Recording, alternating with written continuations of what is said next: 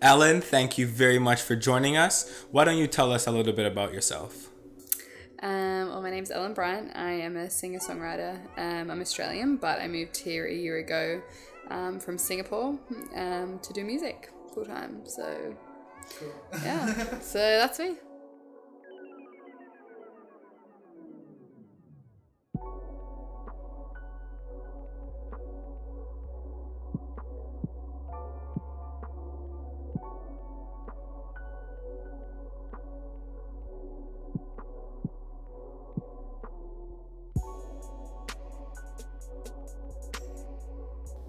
Growing up in Australia formed the person that she is today. We wanted to see what type of child she was. So let's talk about your early days in Australia. What kind of kid were you?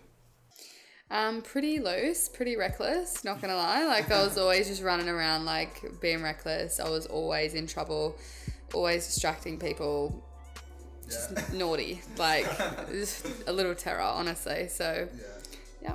That was as a kid, like, just adventurous, spontaneous, would do anything that I wasn't supposed to. Did you always know that you wanted to sing as a child?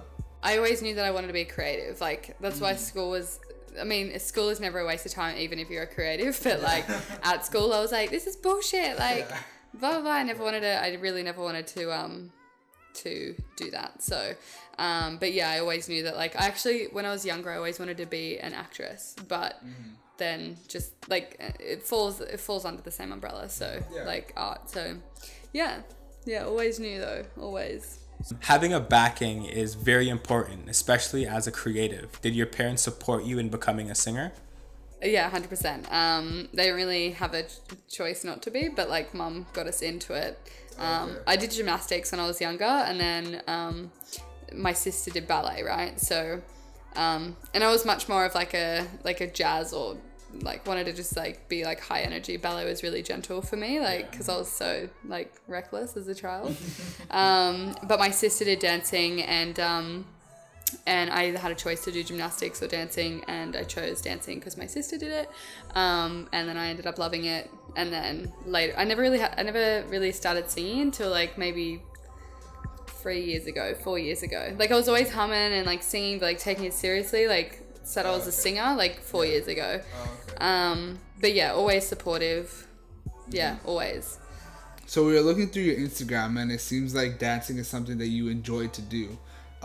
What role does it play in your life? Well, dancing's like my foundation. Like, I feel like whenever anyone here in Toronto like sees me dance, whatever, they're like, "Oh, I didn't even know you were a dancer." I was like, "Yeah, I dance," but I only chose to, like, when I moved here, I was like, I really want to like put all my energy into like music. But dance is like my foundation. Like, that's what I grew up on. And I don't know, it just every now and again I'll hear a song and I'll be like, fuck, like, I can't even sing to this, like, I can't even sit down, I just need to dance, you know what I mean? But yeah, I grew up on like ballet, like strong, like technical dancing, and then did more like choreography classes, like when I moved to Sydney, like when I was 18 or whatever, and then went on from there. So yeah. Your sound is very refreshing, especially in a music industry where like mumble rap and trap music is at the forefront of what's popular. So with that being said, who do you find inspiring, or who do you look to for inspiration? First of all, respect to trap, love that shit. And yeah, I find inspiration from, I don't know, just from whatever comes out of me, right? But like, I don't know, I just always, whenever I'm like finding like the tools to write a new track or something, it's usually a really gentle beat or something. Really, I don't know, but like, I could be speaking about anything, but I don't know, like, just comes out. I don't really... Is there anyone that you look up to sonically? I mean, there's definitely like artists that I look up to, but I'm not like... I mean, I love Jill Scott. Everyone who knows me knows that I would love Jill Scott. Erykah Badu, I love Bonobo. Like, he's dope. Yeah, but I'm not like... I don't know, like, this is what I've wanted to do since I was born. So I'm just kind of like, this is just what I'm doing. You know what I mean? I'm not really like... Yeah, I was speaking to a friend of mine the other week, and he was just like, oh, like, I didn't see someone playing like an instrument and being inspired by it. It was more just like, it came from me. And when he said that, I was like, fully 1,000% agree with you. So, yeah. With no contact and no money, she made the bold decision to move to another country to pursue her dreams. So, how scary was it actually moving to Toronto, and what advice would you give somebody who wants to move to another country to follow their dreams? The first advice is just fucking do it, because you're gonna die one day, and like you gotta do it. Like, basically, if you have the inkling to do it, that's like somewhere in your being, like the universe, God, whoever you believe in, your angels, like are telling you to fucking go there. So it's like, go, you know, and that's just the advice. Like, just do it, because money is like the massive thing for everyone. Every young artist, like, money is a massive thing, right? So it's like, money is always going to be something that you can obtain. You can always just get a fucking restaurant job, you know what I mean? Like, you can always earn money somewhere doing something. You may not be the happiest, but it's like, earn your money, piss off to another country, do your thing, be great, like, you know. But it was really terrifying when I first moved here, but I also wasn't really like, I was just so like, when I moved here, I was just so in like a free spirited, like like, fuck it, like, whatever happens, you know? Like, so when I first moved here, I wasn't really scared. I was like more just excited to see a different city. After living in one place for like 3 years, like in Asia for 3 years, like, I just felt like a little rigid in the way that I was living. So I was, I don't know, just like really excited to like move to a new city and like just really just fresh, you know, and yeah. Was it hard to make connections and network in a city where you didn't know anybody? Your typical person would say yes, but I would say no, because I talk to everyone, and I don't know, just the way I've met the people here in this city that I've met, like, they're not only great at what they do, but they're fucking great people as well, right?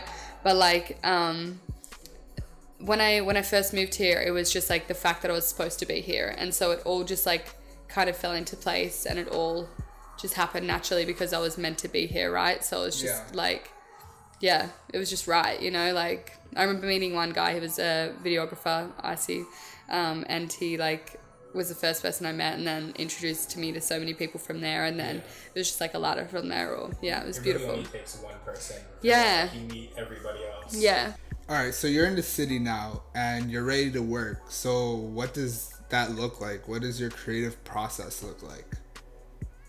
At the moment, I've been writing. So the past year has been me writing. It's also been me just being really observant of just life in general, like how I act, how I am, you know what I mean? Finding that inner peace within myself to then go and give to someone else. I've been I've been more just like manifesting a producer to come my way to